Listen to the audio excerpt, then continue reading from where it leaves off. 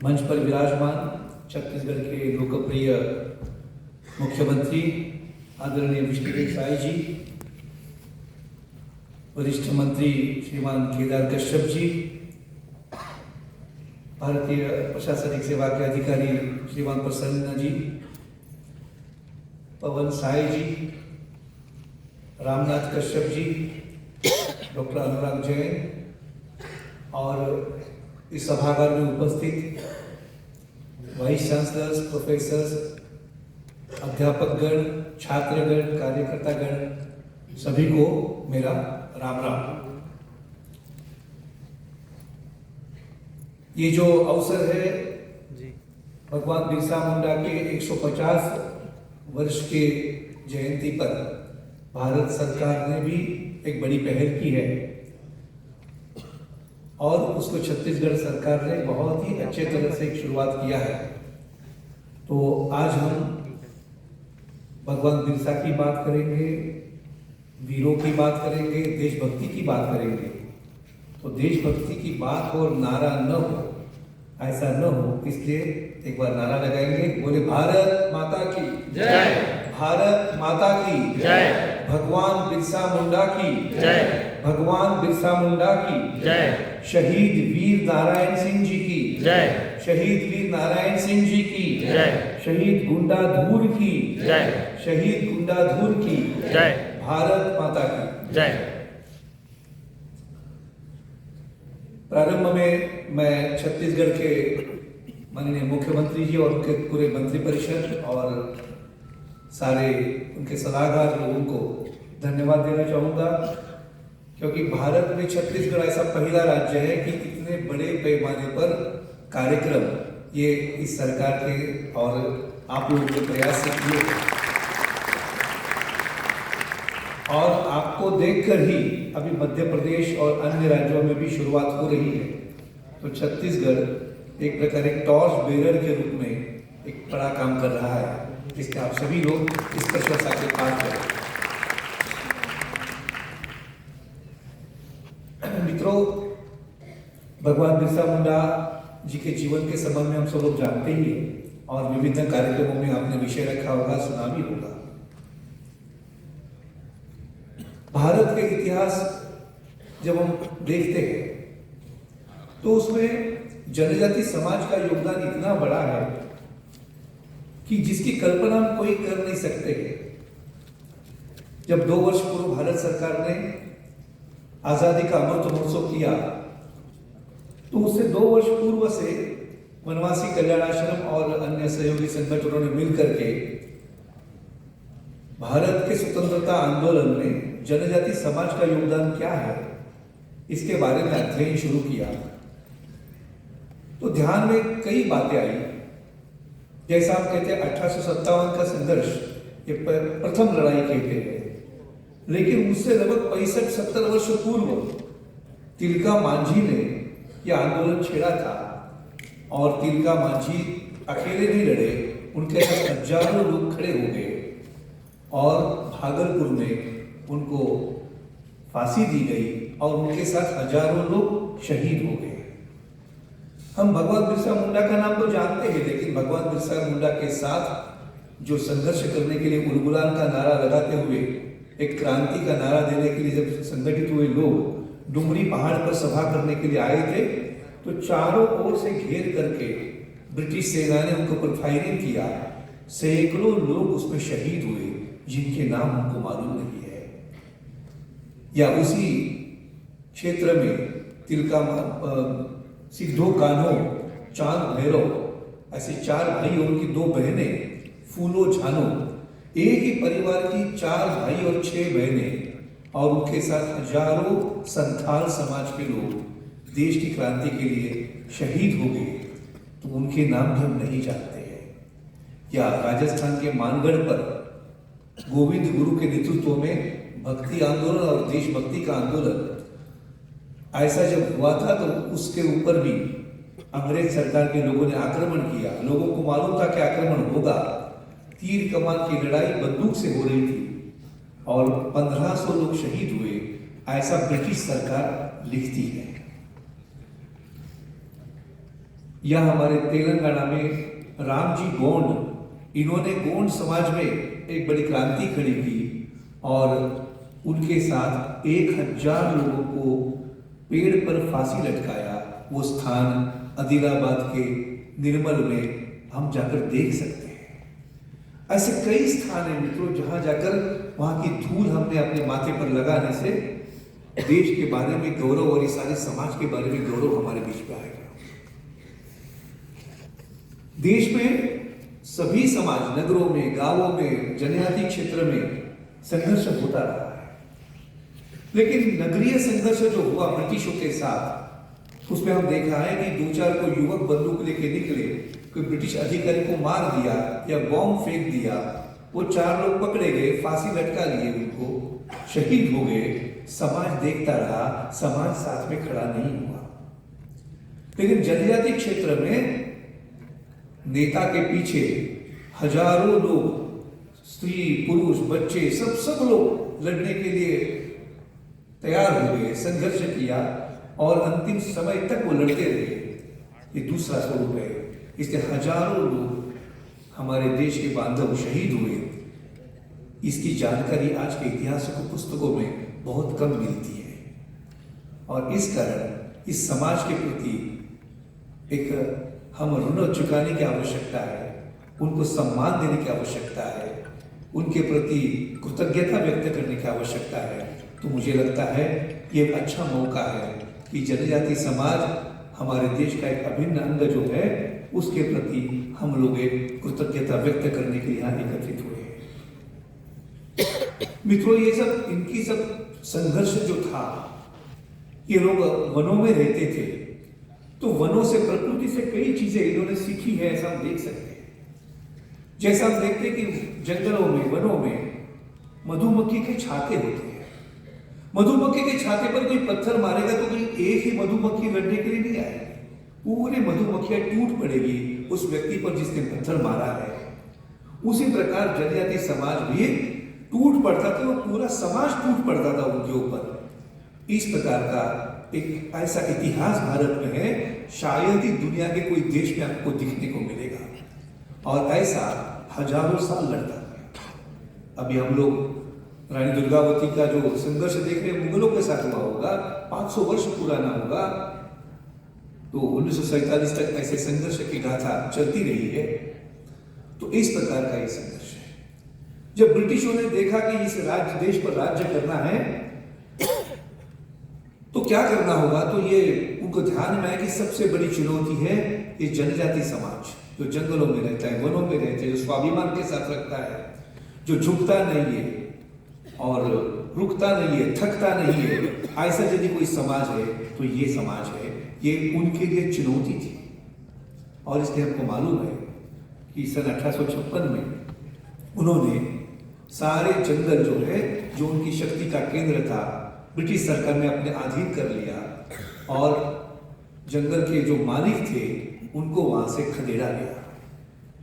फिर forest department शुरू किया, ब्रिटिशों के हितों की रक्षा के लिए बनाए थे, और फॉरेस्ट एक्ट लाया जिसके तहत कोई आम पकेगा तो आम तोड़ना है तो जनजाति समाज के व्यक्ति को परमिशन लेनी पड़ती थी, और बिना परमिशन कोई तोड़ेगा तो चोर के रूप में उसको सजा होती थी। तो माली को चोर बनाया इस एक्ट ने। और इतना करने से भी मन नहीं भरा तो ब्रिटिशों ने जब अपना पहला सेंसस हुआ 1871 में, तो उस समय उन्होंने क्रिमिनल ट्राइब एक्ट लाया जिसके तहत सारे जनजाति लोगों को अपराधी घोषित कर दिया। तो कुल मिलाकर के ब्रिटिशों ने एक साजिश के तहत जनजाति समाज को बदनाम करने के सारे रास्ते अपनाए थे। और इस कारण ऐसा समाज में एक चित्र पेंट किया कि जनजाति समाज में पिछड़ा, गरीब, अनपढ़, अशिक्षित, अंधश्रद्धा वाला, जितनी नकारात्मक बातें भर दिया और वही सिलेबस में आ गई, वही एंथ्रोपोलॉजी के द्वारा हमको सिखाई गई, वही सोशल स्टडीज के नाम पर हम सीखे। लेकिन इनकी समाज व्यवस्था कैसी थी, दर्शन शास्त्र क्या था, कानून व्यवस्था क्या था, इसको किसको पता नहीं। इसलिए नगरों में आज ऐसा बड़ा वर्ग है कि यही चश्मा जो ब्रिटिशों ने हमको पहना था वो पहनकर आज भी हम कई लोग घूम रहे हैं। और इसलिए पिक्चर जो बनते हैं बॉलीवुड में, उसमें भी कोई जनजाति व्यक्ति दिखाते, वनवासी व्यक्ति दिखाते हैं, तो वो भी व्यक्ति ऐसा दिखाते हैं जो अब भारत में ढूंढने से भी नहीं मिलेगा, क्योंकि वो हॉलीवुड की कॉपी है। तो ये एक इमेज मेकिंग किया गया, ये इमेज है, लेकिन रियलिटी क्या है? रियलिटी इसके एकदम विपरीत है, डायगोनली अपोजिट है समझ। अभी एक बैंक ऑफिसर ने सोशल मीडिया पर अपना अनुभव डाला। महाराष्ट्र के नंदुरबार जिले में धड़गांव नाम का एक छोटा सा गांव है, वहां बैंक की छोटी ब्रांच है। तो बैंक का जो ऑफिसर था वो ऊपर फर्स्ट फ्लोर पर रहता था, बैंक नीचे थी। रात के 12 बजे देखा तो उसका दरवाजा कोई टकटका रहा है। उस ऑफिसर ने दरवाजा खोला, देखता तो गांव के 8-10 लोग वहां खड़े थे। ऑफिसर ने पूछा क्या काम है? तो बोले अपने गांव का वो सुरेश है ना, वो गुजर गया। तो बोले क्या करना है? नहीं, उसने बैंक से कर्जा लिया था। कितना लिया था? 5,000 रुपए। तो वापस करना है। तो बैंक के ऑफिसर बोले कल दिन में आइए, जब बैंक खुलेगी तब हम कार्रवाई पूरी करेंगे। तो बोले ऐसा नहीं है, पैसा हमने लाया अभी जमा कर दीजिए आप, क्योंकि जब तक पैसा कर्जा जमा नहीं करेंगे ना, उसका अंतिम संस्कार हम नहीं कर सकते। कर्जा लेकर मरना ये सबसे शर्मनाक बात मानी जाती है। फिर बैंक अधिकारी ने पूछा क्या ये सुरेश ने पैसा जमा करके रखा था? गांव वाले बोले नहीं, उसके पास पैसा था ही नहीं, कहां से जमा करके रखेगा? हमने कंट्रीब्यूट करके जमा किया है, तो आप जमा कर दीजिए। तो मूल्याधारित समाज कोई है तो जनजाति समाज है। आज भी देख सकते, 2024 में भी यदि देखना है तो मूल्याधारित समाज वहां हम देख सकते हैं। तो इस प्रकार ये समाज है कि जो हमने पढ़ा है उसके एकदम विपरीत आपको दिखाई देगा। अरुणाचल प्रदेश के नॉर्थ ईस्ट में ऐसा ही हमारे कार्यकर्ता बैठक थी। तो सवेरे पहुंचे कार्यकर्ता लोग और उन्होंने बताया कि आज शाम को बैठक है, मीटिंग है, तैयारी हुई कि नहीं? तो गांव वालों ने बताया कि नहीं, आज मीटिंग नहीं होगी, कल शाम को मीटिंग होगी। तो ऐसा क्यों? तो बोले ऐसा हुआ, कल रात में हमारे गांव में जंगल की आग लग गई, तो 20 घर जल चुके हैं। अच्छा, तो क्या हुआ? तो अभी घर साफ करने का सारा काम चल रहा है और गांव के युवकों को जंगल भेजा है, वो बांस बल्ली बाम्बू सब लेके आ रहे हैं। दिन भर हम सफाई कर लेंगे, कल सवेरे घर बनाना शुरू करेंगे, शाम तक घर बन के तैयार हो जाएंगे। हर घर से थोड़ा थोड़ा चावल दाल दे देंगे, कोई बर्तन दे देंगे, शाम से उनकी रसोई शुरू हो जाएगी, तो परिवार चालू हो जाएगा। हम उस समय बैठक करेंगे। हमारे कार्यकर्ता ने बताया कि उनके मन में ये नहीं आया विधायक क्या करेगा, MP क्या करेगा, भारत सरकार क्या करेगी, वो डिपेंड नहीं है। वो आत्मनिर्भर भारत की बात तो करते हैं, लेकिन आत्मनिर्भर भारत यदि देखना है तो जनजाति समाज में देखना पड़ेगा। ताली मारने में संकोच मत करिए, जनजाति समाज के लिए ताली है। तो मित्रों, विषय बड़ा लंबा है। कुल मिलाकर के ये सारी जो बातें हैं, ये अध्ययन इसका नहीं हुआ है, और इसलिए जैसा बताया कि इवेंट तो हो ही जाएंगे इस वर्ष में, और भी अलग अलग प्रकार के कार्यक्रम भारत सरकार ने सोचे हैं, बहुत अच्छे मन से सोचे हैं। लेकिन ये अच्छा मौका है कि ये सारा डॉक्यूमेंटेशन होना है, क्योंकि ज्ञान दुनिया उसको मानती जो लिखित रूप में है, अलिखित चीजों को ज्ञान मानती नहीं है। उनका प्रॉब्लम है, हमारा प्रॉब्लम नहीं है। तो लिखना पड़ेगा, तो कौन लिखेगा? इसलिए जब इतिहास लिखा गया तो बोलते हैं कि जब कोई शिकारी शेर का इतिहास लिखेगा तो यही लिखेगा कि शेर कमजोर था, लेकिन शेर यदि खुद लिखेगा तो सच्चा इतिहास लिखेगा।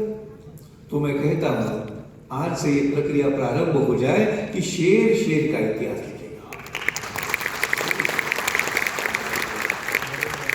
और इसलिए यहां बैठे विभिन्न वाइस चांसलर्स है, अध्यापक गण है, सारे प्रबुद्ध लोग हैं। और ये छत्तीसगढ़ के संबंध में, छत्तीसगढ़ एक सबसे बड़ा जनजाति बहुल राज्य है, इसकी शुरुआत यहां से हो जाए और इसी प्रकार की शुरुआत देश के सभी राज्यों में होगी तो मुझे लगता है कि ये सारा डॉक्यूमेंटेशन होना केवल जनजाति समाज की आवश्यकता है ऐसा नहीं, तो भारत की आवश्यकता है, और केवल भारत की आवश्यकता नहीं, पूरी दुनिया की आवश्यकता है, ऐसा मुझे लगता है। लेकिन ये यदि करना है तो प्रस्थापित जो लिखा है ना, इसको भूलना पड़ेगा, वो चश्मा उतारना पड़ेगा, चश्मा बदलना पड़ेगा, क्योंकि जनजाति समाज एक ऐसा समाज है जिसको समझना है तो अनुभूति के बिना समझ नहीं सकते। किताब पढ़ करके, फिल्म देख करके आप समझ नहीं सकते। जब तक हम उनके गांव में जाएंगे नहीं रहेंगे, उनसे वार्तालाप नहीं करेंगे, चर्चा नहीं करेंगे, तब तक हम नहीं कर सकते। और इस कारण ये मुझे लगता है कि एक अच्छा मौका है कि 150 वर्ष भगवान बिरसा मुंडा के जन्म शतक हुआ और 500 वर्ष रानी दुर्गावती के जन्म को हो रहे एक ऐसे शुभ मंगल घड़ी पर अमृतकाल, जिसको प्रधानमंत्री आदरणीय नरेंद्र मोदी जी ने कहा है, उसमें एक नई रास्ता हम आगे चलेंगे और उसमें आप सबका सहयोग ये बड़ा महत्वपूर्ण ऐसा रहता है। मित्रों, ब्रिटिश हर बार कहते थे, अंग्रेज लोग ये कहते थे कि जो जनजाति समाज है वो पिछड़ा है, वंचित है। बनाया किसने? उन्होंने वंचित बनाया, उन्होंने ही पिछड़ा घोषित कर दिया। उनको उत्थान करना ये व्हाइट मैन्स बर्डन कहते थे। लेकिन आज हम 75 साल के बाद ये कह सकते स्वाभिमान के साथ कि जनजाति समाज is a big asset for Bharat, big asset for Bharat. आज भारत की राष्ट्रपति आदरणीय द्रौपदी मुर्मू जी है, उनके हाथ में सारे सूत्र हैं, ये गौरव की बात है। और मित्रों, 2024 में पद्मश्री अवार्ड दिए गए 14, इसमें 16 जनजाति लोग हैं, 16, 8% पॉपुलेशन का जो है 16% रिप्रेजेंटेशन ये पद्मश्री अवार्डीज में है। और मित्रों, ये कोई एलाइट क्लास के लोग नहीं है जिनके नाम हमने जाने ही नहीं होंगे। हमारे इस छत्तीसगढ़ के जशपुर में काम करने वाले हमारे श्रीमान जगेश्वर जी यादव, वो और अति पिछड़ी जनजाति में काम कर रहे हैं, और देखेंगे तो हाफ पैंट और पहनते घूमते हैं और चप्पल नहीं पहनते हैं। कितने साल से? पिछले 40 वर्षों से चप्पल नहीं पहन रहे हैं जगेश्वर राम जी। उनका सपना है जब तक ये समाज का उत्थान नहीं होगा, विकसित नहीं होगा, तब तक मैं चप्पल नहीं पहनूंगा। क्या ऐसे संतों को ही कहूंगा मैं, हमारे कैंपस में बुलाना चाहिए कि नहीं बुलाना चाहिए? हमको बुलाना चाहिए, उनको मिलना चाहिए। क्या मध्य प्रदेश की भूरी बाई हो सकती है, केरल की लक्ष्मी कुटी अम्मा हो सकती है, राही बाई पोपरे हो सकती है। ऐसे कई लोग हैं जो अलग अलग फील्ड में काम करते हैं, जो गांव में काम करते हैं, जो ज्यादा पढ़े लिखे भी नहीं है। एक उत्तर बंगाल की एक महिला संथाल समाज की है, उनको पद्मश्री मिला, तो जिलाधिकारी ने फोन किया, मैं मिलने को आ रहा हूं करके। कमली सोरेन उनका नाम है। तो बोले क्यों आ रहे हैं? तो मिलना चाहते हैं। तो मिलने के लिए गए, तो बोले दीदी आपको पद्मश्री पुरस्कार घोषित हुआ है। तो पूछती है ये क्या होता है पद्मश्री पुरस्कार? वो ठेठ गांव में रहती है, बच्चों के लिए स्कूल चलाती है, हॉस्टल चलाती है, वो बाहर की दुनिया से कोई वाकिफ नहीं है। तो बोले बहुत बड़ा पुरस्कार होता है। तो बोले मैंने तो मांगा नहीं था। नहीं मांगा नहीं था इसलिए आपको मिल रहा है। मुझे मैं इस अपेक्षा से काम भी नहीं किया कि फिर भी आपको आना पड़ेगा। तो इतना निरपेक्ष बुद्धि से काम करने वाला समाज यदि कोई है तो जनजाति समाज है। और इस कारण मैंने ऐसा बताया कि दिस सोसाइटी, जनजाति community is a big asset for us. और इसलिए आने वाले समय में हम सब लोग मिलकर एक नया काम शुरू करेंगे, और उसके दृष्टि से एक TRKC, tribal research knowledge centre, इस प्रकार का एक जो काम कर रहा है, वो भी इस प्रकार के कामों में अग्रसर होकर ये सारा काम कर रहा है। हम सब लोग मिलकर भारत का नाम जनजाति समाज की दृष्टि से रोशन करेंगे। इन्हीं शब्दों के साथ सबको धन्यवाद।